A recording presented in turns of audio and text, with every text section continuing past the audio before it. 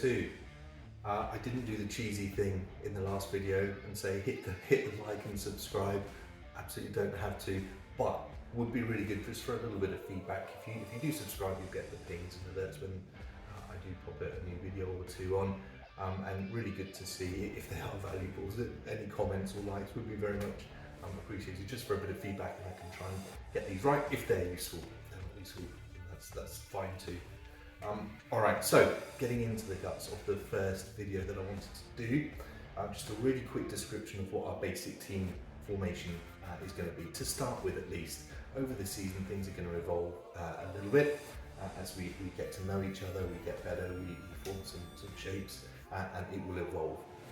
To start with though, we're going to go with this 9-person formation.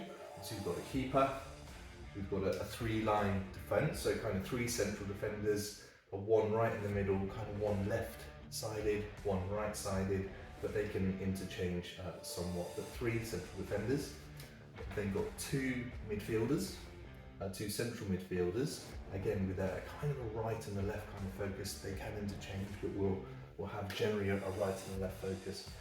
We've then got a left midfielder, right midfielder, really tough positions. Obviously we don't have, in this formation, we don't have the fullbacks, and so these positions are going to be required to do a lot of work going up and down the wings, attacking formations, defensive formations as well.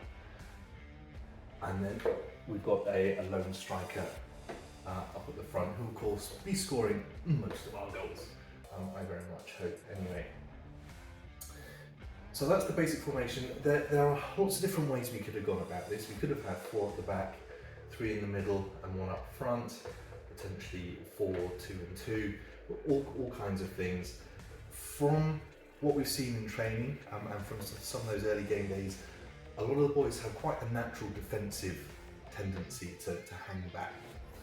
So I think with that, if we go with 3 at the back, and we've got the core stability in the middle right there, and quite naturally I think a couple of these midfielders are going to be hanging back. So rather than designate 4 at the back and enforce that real defensive structure, I think quite naturally we'll end up with enough people at the back to do that defending. So that's why I think 3 at the back will probably work well to start with. 4 in the midfield, very busy midfield, covering a lot of the pitch, and then we've got our striker up at the top there. So that's the basic formation. In terms of how the formation should play, we really want to be avoiding this area here. So if you imagine the attackers are coming this way, attacking our goal here, this area in front of the keeper, right in the middle, that's the danger zone. And we don't want to be playing our football there, okay? So lots of the time when the defenders are tackling, they're winning the ball, they're going to be pushing it out to the wings, up there. We don't want to be playing football in this area here.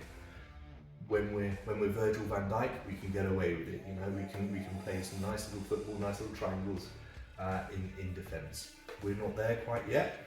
So if our defenders are getting it, we need to be looking at getting rid of it, pushing it down the sides. So if the ball's over here on this side, these 2 guys, the right side, the central midfielder and the right midfielder, should be looking to try and receive the ball, trying to find some space over here.